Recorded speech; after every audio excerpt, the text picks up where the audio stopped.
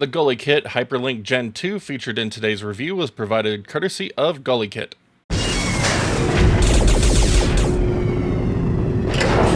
I have a love-hate relationship with Bluetooth controllers and the connection in general. It is convenient and easy to use, usually, and is solid enough overall depending on your device. But the part that bugs me is how inconsistent the latency of a device can be while using it. Audio is a big issue for me in that regard at times, but even controllers can see massive swings between great responsiveness to missing a perfectly timed jump. Thankfully, this has improved greatly over the years, but even with the fastest controllers, the problem can still rear its head, depending on your setup and environment. To improve the Bluetooth experience, GuliKit has released the Hyperlink Gen 2 adapter to use with Bluetooth-capable controllers to iron out rough connections. After using the Hyperlink Gen 2 adapter for the past month, I can say with confidence I will never use the built-in Bluetooth on my PC again. The GuliKit Hyperlink Gen 2 adapter comes in a tiny box with a depiction of the adapter on the front, along with its name and branding.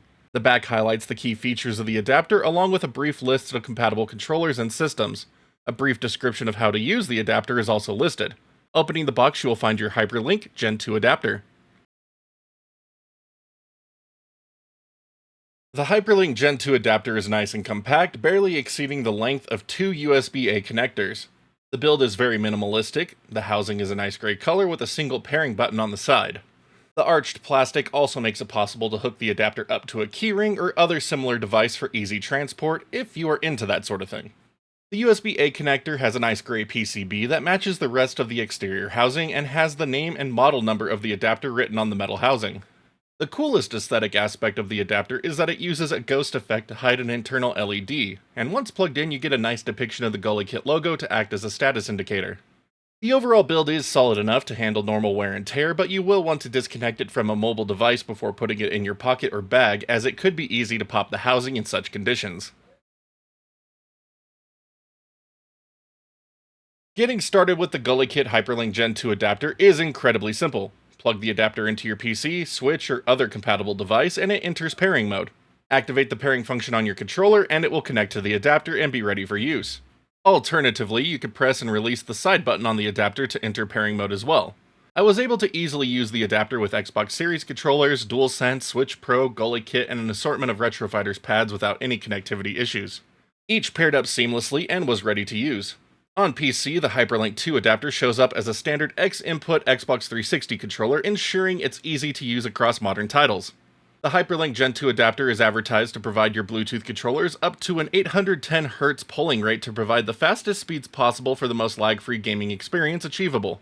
Testing the adapter with the GuliKit ES and ES Pro with their 730Hz polling rates instantly showed that it was able to drive these polling rates without a single issue.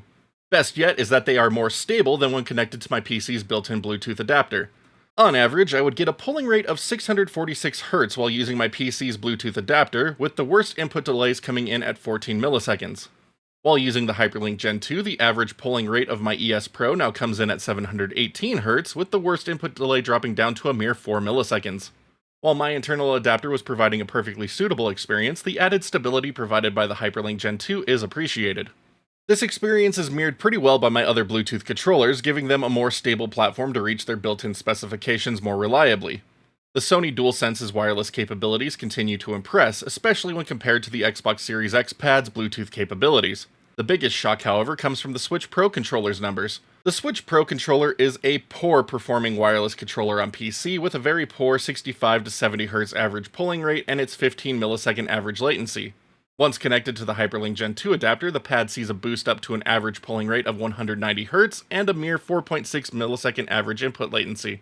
This gives the pad a more enjoyable feel to use on PC, and I might decide to reintroduce it to my emulation setup as a result. While the stable wireless performance of the Hyperlink Gen 2 is nice, its ability to remember paired devices has been the most pleasing to me.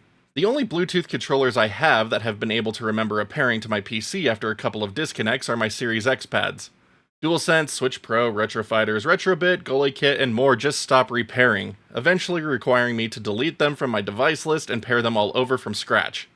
With the Hyperlink Gen 2, I have never needed to repair a device. Once paired, I can simply turn on the controller and it reconnects without fault every time. It is a simple thing that you think wouldn't be so problematic, but such seamlessness has always been missing from my PC setups unless using Xbox pads. While PC has been the main focus of my attention with the Hyperlink Gen 2, it is awesome that I can use it on my Android devices and Switch 2 just as seamlessly. Switch use is particularly fun, as pairing a DualSense with the system and having functional motion controls and faster input than the standard Switch Pro pads is fantastic. Sadly, you do miss out on Amiibo support, and Switch 2 wake-up support hasn't worked for me. But if you need another Switch pad in a pinch, this extra functionality is fantastic. Unfortunately, using non-Switch controllers does result in rumble bugs popping up in the N64 and GameCube NSO apps where it will rumble constantly once the game is booted, so do be aware of that. Rumble in the traditional Switch and Switch 2 software has worked without issue. I also have yet to find dropped inputs across any of my use cases when I have the Hyperlink Gen 2 properly set up. Overall, the GuliKit Hyperlink Gen 2 adapter does everything it advertises.